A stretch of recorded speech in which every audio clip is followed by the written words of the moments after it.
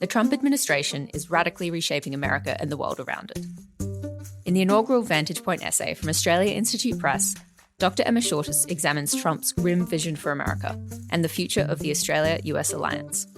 Pre-order your copy of After America, Australia and the New World Order, or become a Foundation subscriber to Vantage Point at australiainstitute.org.au/store or via the link in the show notes. The outweighed cultural influence that News Corp has held in this nation has waned. Who is the Albanese government afraid of? The only thing standing in the way of Labor is Labor. One for Mum, one for Dad, and one for the country. And there has never been a more exciting time to be an Australian. Budgets are about choices, Fran, and you show what you value through the choices you make. This is coal. Don't be afraid. Don't be scared. The Treasurer knows. I want an economy that works for people, not the other way around. We'll just end up being a third-rate economy, a banana republic. Just follow the money. G'day and welcome to Follow the Money, the Australia Institute's podcast that explains economics, politics and policy in plain English. Heading into Saturday's federal election, the Australian Labor Party were the clear favourites to form government, but even the most rusted-on Labor supporters are unlikely to have dreamed of a result like this. Today, the Australian people have voted for Australian values. Tonight's not the night that we wanted for the Liberal Party or for our coalition or indeed for our country. It's still sinking in, David. I mean, this was beyond even our most optimistic expectations. Coalition has run, without a doubt, the worst campaign in living memory. I wouldn't want to be part of that post-mortem. Good luck. Well, I think when you look at the complete lack of policy that was being able to be talked about by candidates. Labor won in a thumping landslide, leaving the coalition decimated and leaderless, with Peter Dutton losing his seat of Dixon, which he'd held for 23 years. So with Labor controlling the lower house in its own right and a likely Labor Greens majority in the Senate, will Prime Minister Anthony Albanese's second term look radically different from his first? Joining me to discuss the remarkable federal election result and what might come next is Australia Institute Chief Political Analyst Amy Remeikis. G'day, Amy. Hello. And with her is our Chief Economist, Greg Jericho. G'day, Greg. Hello, Ebony. Amy, I'll start with you. This was absolutely a remarkable result for Labor. How did they pull it off? I think they pulled it off by, one, having a disciplined campaign, but two, the Liberals having the worst campaign, I think, in modern Australian memory. I mean, I don't think anyone could have predicted that the Liberals campaign would be as disastrous as it was. And I think that is partly, our fault in this kind of political class where we just assume competence because people hold a position that we have said, well, this is obviously a competent position. You're the opposition leader, the opposition party. You know what you're doing. Surely you have some sort of campaign. But in hindsight, I mean, and I was very skeptical that the coalition would ever come close to forming government. Had many an argument, even in January, where I was just begging people to show me the pathway for this alleged coalition. Which seats specifically? Which seats? I was, begging people to show me that. But I think the fact that if you look back, they didn't have anything in any of their budget reply speeches for the time that Peter Dutton was leader. It was basically what they wouldn't do. They didn't offer up any alternative policies throughout those 3 years. The only success they had was in the voice referendum, which was a binary question, yes or no. Yeah. And it's very easy to snow people when it comes to binary questions, particularly when you're asking people about rights for other people. But when people started thinking about rights for themselves, suddenly they were having a closer look at what the coalition was offering and coming up with absolutely nothing. Greg, cost of living was a really big theme this election, and it kind of seemed like heading into it, Labor was up against it and the wind was with the coalition. But that all seemed to turn around when Trump actually got in and started implementing policies. And then all of a sudden, people really took a look at that and the chaos of it and the tariffs and how they're going to affect Australia, and didn't really see much happening there, specifically when it comes to cost of living this election. What did Labor do right and the coalition get wrong? Look, firstly, Labor did right by being lucky in there being a cyclone, which delayed the election date, because we all know it's probably going to be earlier, and that actually gave them a bit more time for Trump's complete nuttiness to come out, and it meant also that pretty early on in the campaign, was it about the second week or first week, that the Trump Day of Liberation, when he announced all the tariffs, came out, and that kind of overtook even concerns about cost of living. Cost of living was sort of there, but it flipped it a bit to actually we want economic competence and ability to manage things. And the government, especially on that day, really came out looking like a government, looking like we've got all the plans, we've got a pretty good deal. Everyone was able to look around at all the coverage and go, actually, 10%, that's better than anyone else got. Even, we got the same as the Penguins, so, we were doing okay. And then it was, by contrast, Peter Dutton looked kind of pissed off that we didn't get a good that we did get a good deal. He wanted to be able to say they would have got one, and he looked kind of weird there. He was also in Western Australia, which was an insane choice for that campaign. We all knew when the supposed Liberation Day was happening. It wasn't a surprise.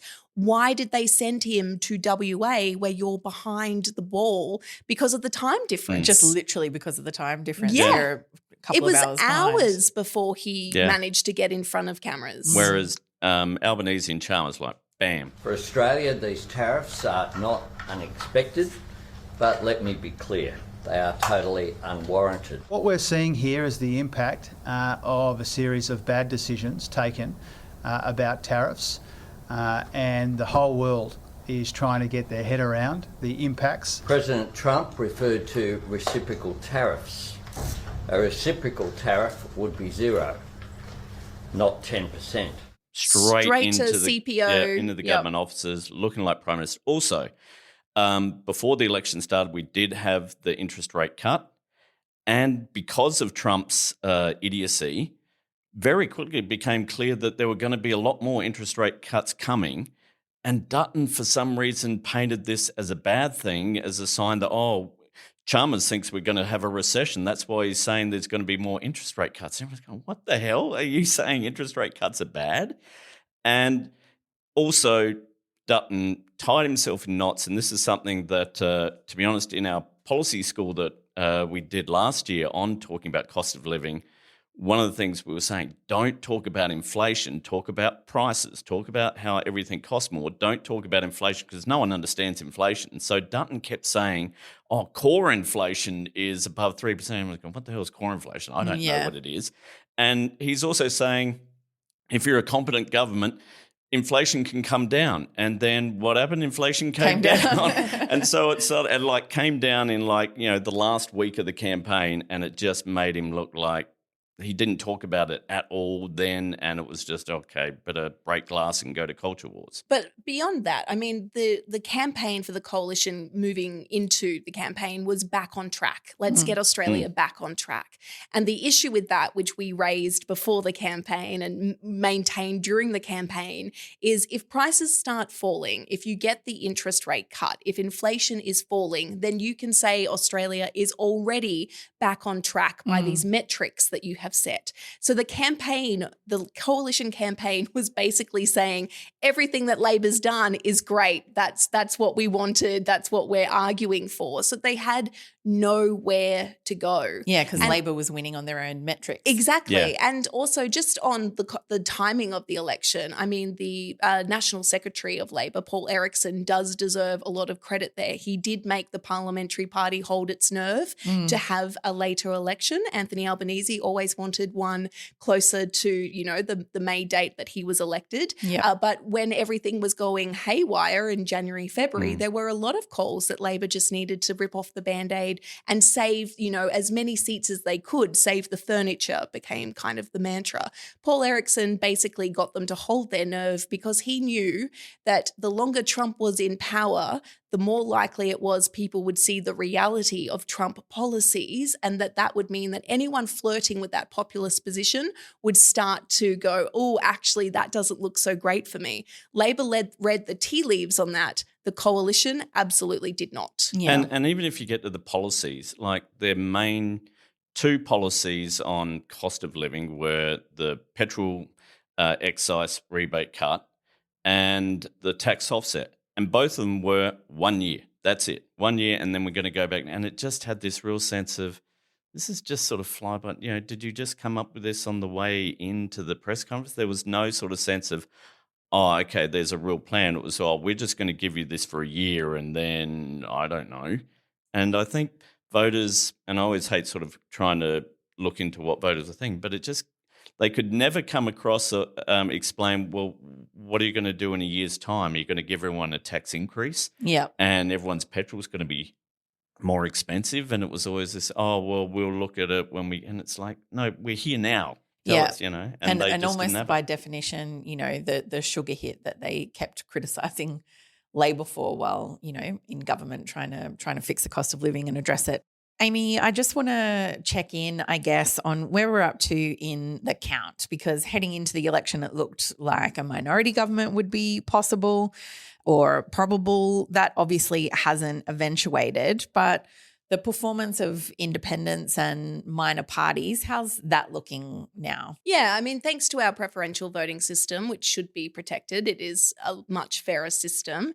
Labor has been the beneficiary in seats that minor parties and independents thought that they might have a better stronghold on. So thinking of the Queensland-Brisbane seats for the Greens, Labor has been the beneficiary of the cratering of the Liberal vote there, which means that the Greens are going to, fall short. I think the Greens will be lucky to get 2 seats at this particular point, which would still be their second best ever outcome for the House of Representatives. Yeah, but it just didn't crumble their way in those particular seats. And I mean, we can do explanations of why that is, but essentially the Liberal vote collapsed so comprehensively in a lot of these areas that all of their preferences flowed onto the next candidates that those people had put in, and Liberal voters tend to put Labor ahead of the Greens. Yeah, it's kind of killed all that influencer and some wannabe campaign people on social media are like, oh, if you don't vote one for Labor, Labor can't win. It's like, well,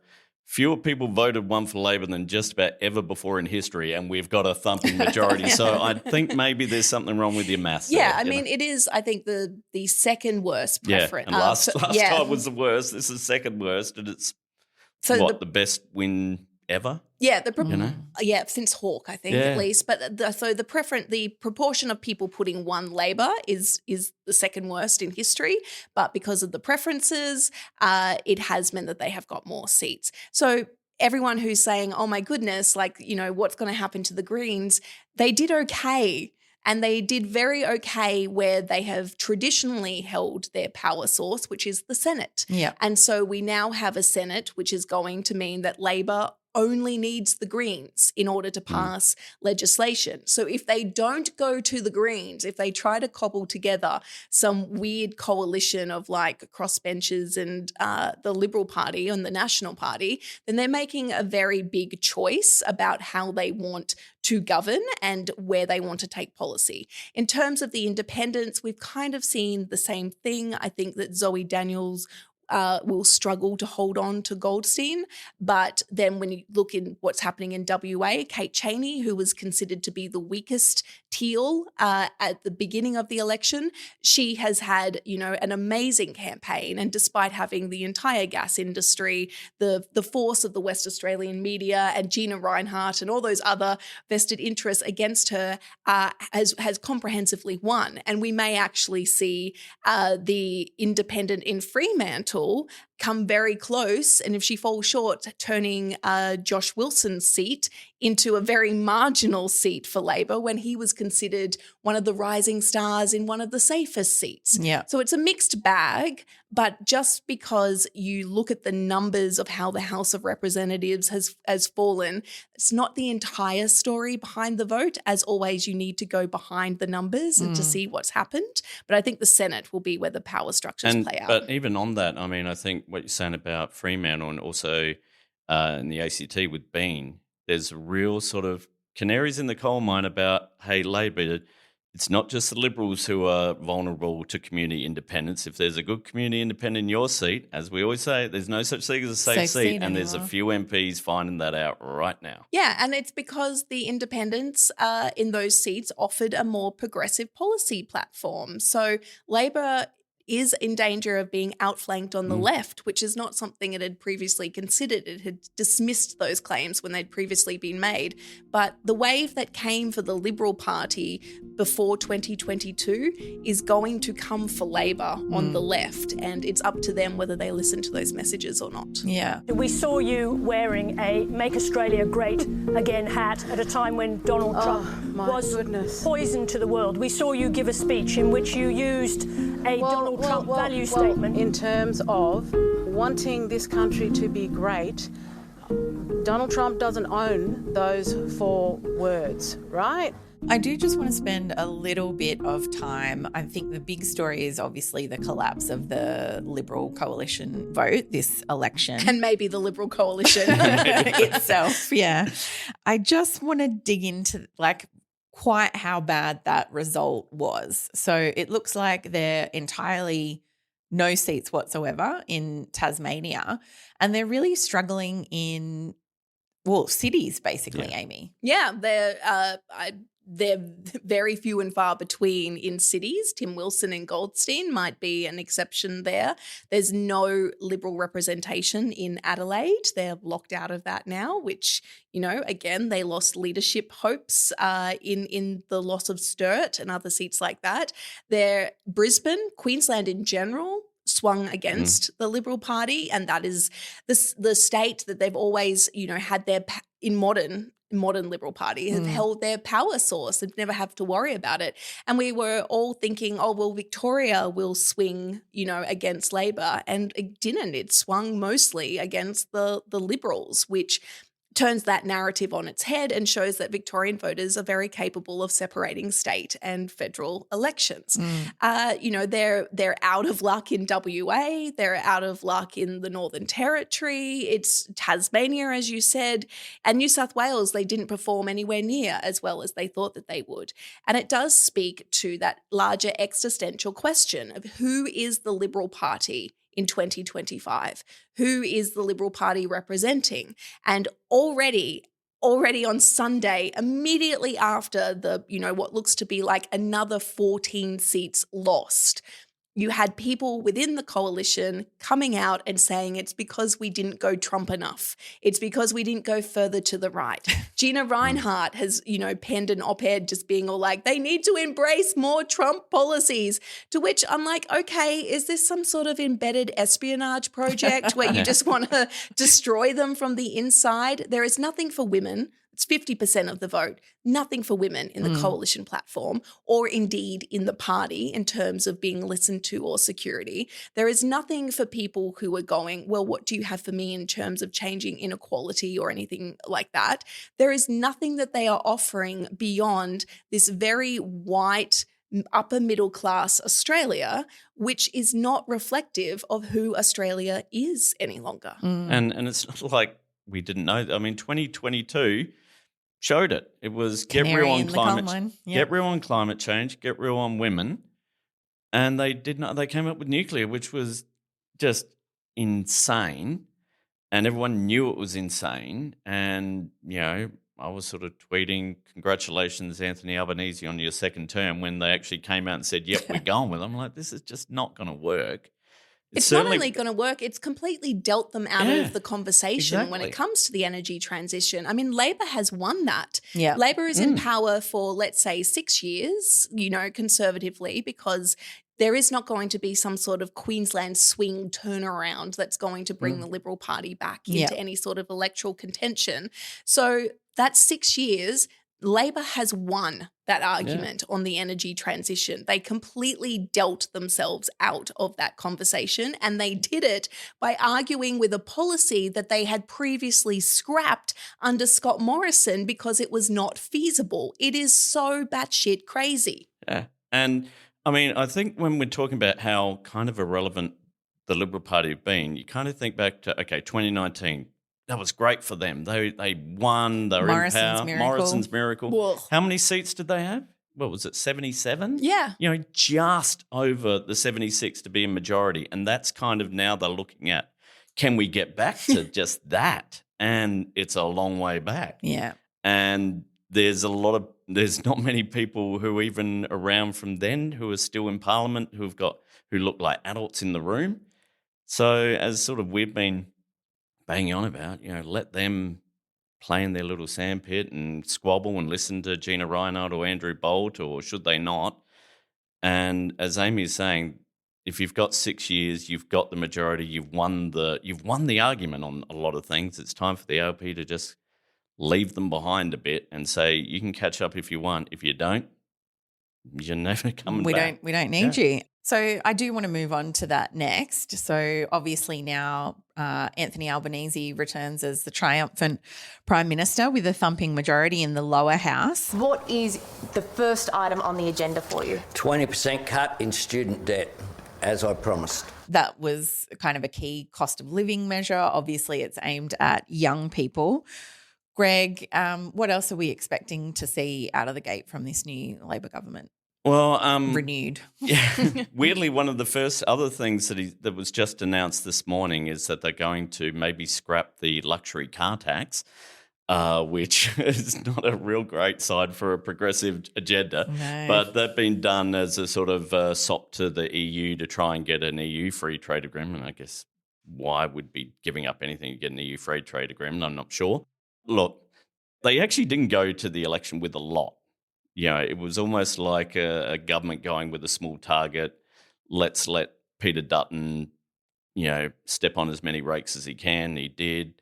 But the good thing is they didn't rule out a lot of things. And in fact, even in the last week, Anthony Albanese was going on Sky and being asked to rule out changes to tax and rule out this. And he said, look, I'm not going to do that. This is our platform we've got, or these are our policies. We'll do these things, but wasn't ruling out anything. So there are possibilities, and certainly we should be aiming for big, bold, brave agenda.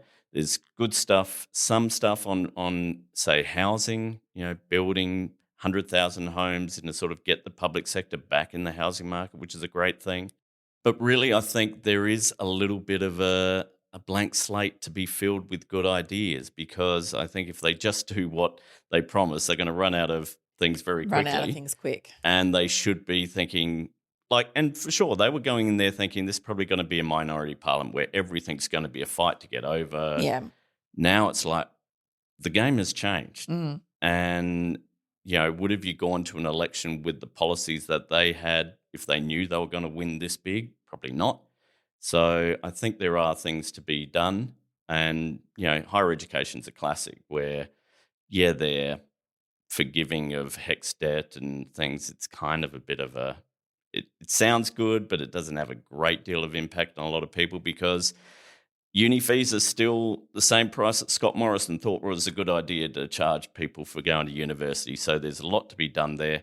And also some work we've been doing that's found a lot of waste and a lot of bad things going on in the university sector that really need to be improved. Yeah. Amy, Greg just brought up housing. It's obviously now kind of a critical issue, and it's taken a little while for it to get to that level, but I think there's universal acknowledgement that something has to change. Is there a chance of real structural reform now that Labor's got a majority to play with, or do you think we'll just see a bit more of the same old approach? Well, there's absolutely opportunity there. It's truly whether Labor is brave enough to actually say we are going to make some people uncomfortable in order to make a lot more people have a fair and equitable chance of secure housing. And that's what's going to be the question. I mean, what is it? It's up to 14 times the average family income. That's the price of the average family house. Roughly that. Or as a sort of, I worked out that even if you're on full-time average, male wage in Sydney, you basically can never afford to save up for a deposit, because the deposit just keeps rising faster than it takes you to save up for it. So it's kind of an just impossibility. always out of reach. Yeah, Yeah, you're and- never going to get there. And the things that they've offered for the 5% loan guarantee and, you know, some of the other little tinkerings, it's not going to help people get affordable houses. It's only going to be, as Groggs has said, juice demand. So I think without some actual structural reform, Labor is not going to change things. But the interesting thing I think about this election is that, you know, we do have, you know, younger people, so let's say under 45, emerging as the biggest generations voting here. And that generation have, you know, lived through the fluff around era, and now we're finding out, and no one is particularly happy with what we're finding out because we are blocked out of secure housing, including affordable rentals. So this is going to be a time where you're going to have to see government respond to people who are angry, who don't have the same wealth growth opportunities that their parents and grandparents had, who do not see a way to get ahead, who don't see a way to move forward unless they have wealthy parents. And these people, they are not rusted on political operatives. They're not people who are going to go, oh, well, Labor did as much as they could, you know, blah, blah, blah. They don't care. Yeah. So they will just vote them out, you know, and they will vote for the more disruptors down the track if that's what it takes to actually get some disruption in this system that we've created. And Greg, I mean, at some point this ends up being like a genuine problem for the economy. Like already we're seeing, you know, people are really struggling to live anywhere near they work. And like it's a genuine issue, not just for the people who are struggling to find secure housing, but you know, it's a genuine public policy issue that needs to be resolved. It's a massive public policy issue that isn't solved by anything really that we saw on offer by either side. You know, the migration, let's stop migrating. That's got nothing to do with it. That's not the issue. You know, 5% deposit will probably make getting that deposit harder because it'll help push up house prices a bit. You know, the Libs just kept going with outrageous super and you know, surely by now they realise that people do not want that as the solution because it feels like, oh, we have to find our own solution that's going to make us worse off on one hand to get other thing. And your point about it being really bad for the economy is, of course, we know that for basically since World War II at least, Australia's retirement policy has been based on the fact that you own your home when you retire. When you retire, and that ain't, and not only just you own it, you've paid it off. So not only we've seen a decline in the number of people who own their own home, we've seen an increase in the number of people who are still paying off their home by the time they retire. Because back in the 60s and 70s, you had a 20-year loan. Now it's 30 years standard. And we're seeing a policy like that, oh, you only need 5% of your deposit. That's great, but you've got to pay off 95% of it. Yeah. And if you're in your late 30s or early 40s or older and trying to get a home loan, banks are taking into account how many working years you have left. Yeah.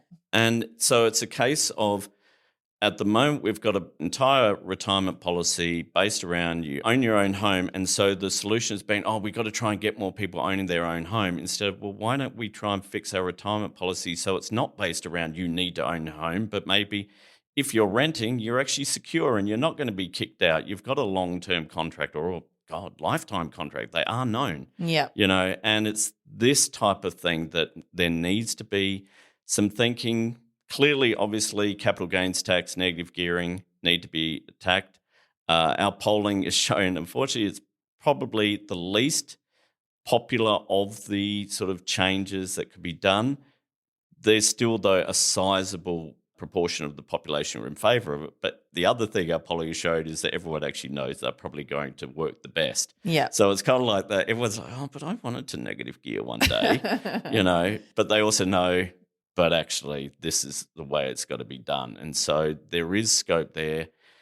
That is probably a big argument because that was the one thing that Anthony Albanese did kind of rule out because that was the thing that all media journalists know. Negative gearing, that's a story. Yeah. So will you rule out negative gearing? And he kind of said, yes, won't make any changes to it. So that is a tough one. Could he keep a promise by ruling out any changes to negative gearing but only doing the capital gains tax discount, for example? Yeah, I mean, well, that's what we certainly hear believe that the capital gains discount is the real evil. Mm. That's the one that supercharges negative gearing, turns the entire housing market into a casino where speculators rule.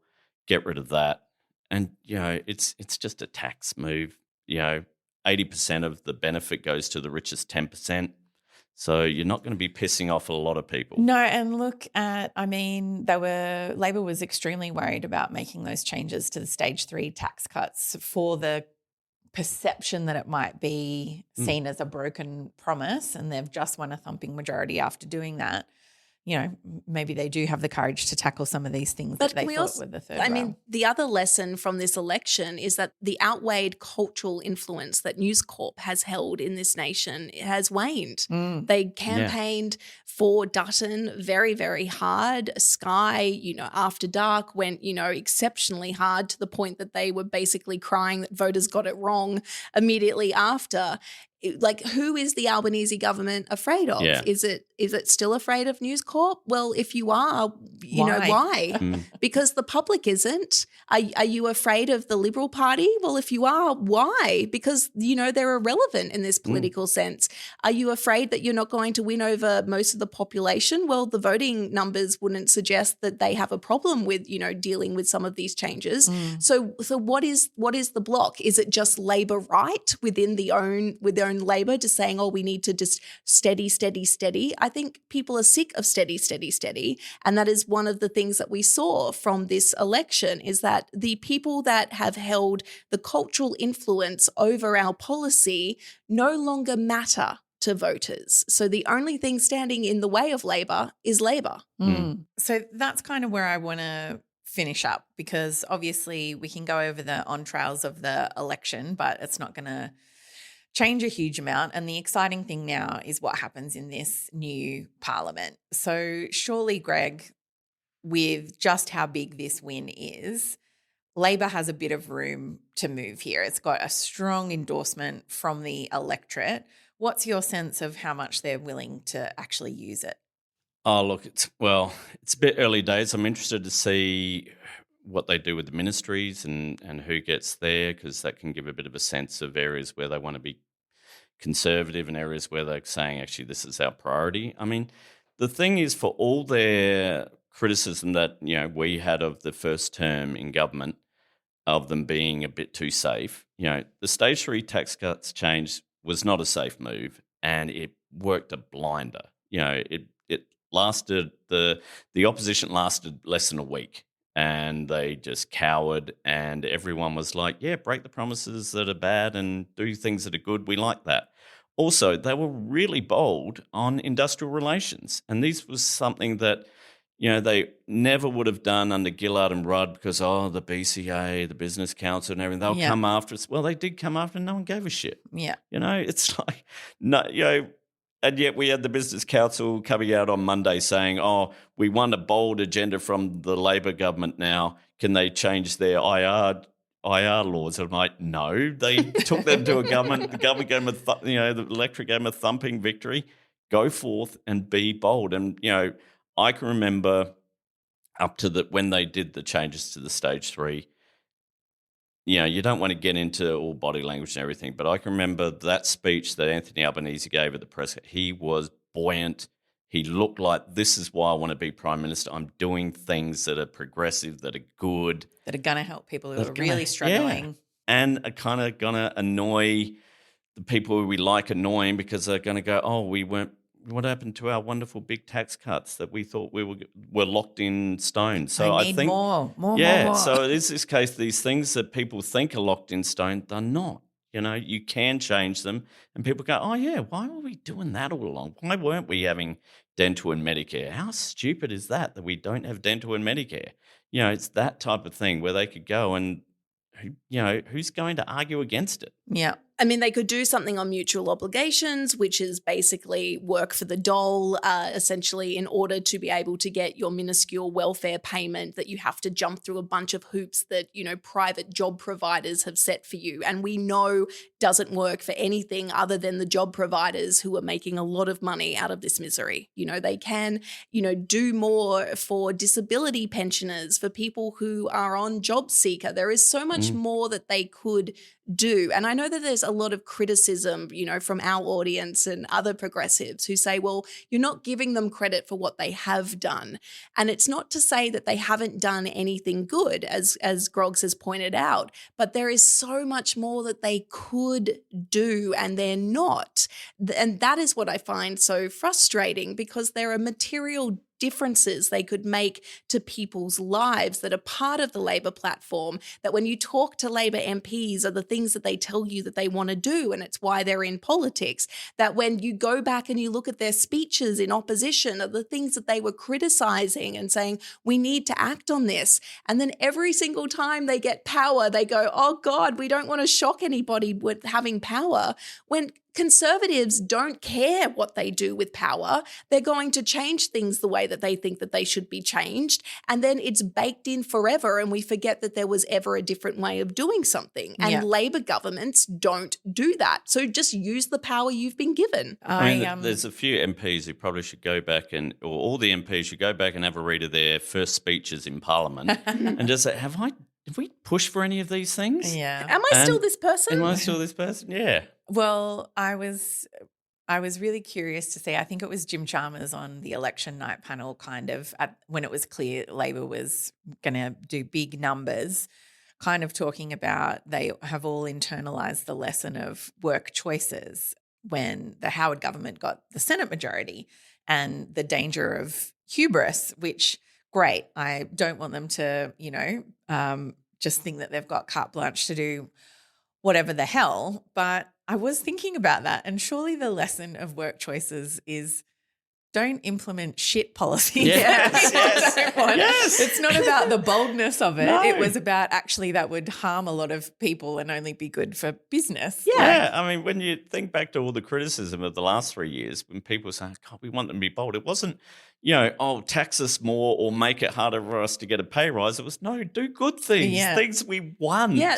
The Newman government got turfed out after 3 years in Queensland, not because they shocked the electorate by doing too many changes. It's that they were, basically being power-mad dictators that were basically, mini Trumps, just being like, we can't trust the judiciary and we're going to lock up bikies and put them in pink jumpsuits and then send every kid to like a detention centre in the middle of Australia. Like, that's what they were doing. It was bad policy. If you have the doctors and lawyers fighting you, you know that like you've crossed the Rubicon. So it's not that don't do anything, it's do something good with what you've got. And I think we're seeing that with the Trump policy now. It's another area where you could potentially hope that Labor shows some courage and actually has a look at what we're doing strategically with the United States and our foreign relations. I think we've got new polling showing that almost 55% of Australians want more independent policy, foreign policy. That's up from 44%, which was only 2 months ago. So people are starting to turn their eyes to who is Australia in this modern age? What do we do with our power domestically and globally? And what values do we want to show the world? And Labor has the biggest opportunity in the world to show what Australian values are that they believe in, that they've been elected to do so. Again, if they don't, what is standing in their way other than themselves? Yeah. Well, thanks for joining me today, Amy and Greg. Thank you, Ed. Don't forget, you can order your copy of our inaugural Vantage Point essay. The first edition, After America, Australia and the New World Order, is by Dr. Emma Shortis, and it's out this week. You can purchase this first edition for $19.95 or become a foundation subscriber to the Vantage Point seasonal essay series and save 25%. You can find that at our website, australiainstitute.org.au/store, or tap the link in the show notes. Today's episode was recorded on Tuesday, the 6th of May, and some things may have changed since recording, and we would absolutely love to hear your thoughts on the show today. You can reach out to us via email at podcasts@australiainstitute.org.au or find us on social media. We're at australiainstitute.org.au on Blue Sky and at the Oz Institute with an AUS on Insta and Twitter. Our theme music is by Jonathan McFeet from Pulse and Thrum with additional music from Blue Dot Sessions. I'm Ebony Bennett. Thanks for listening.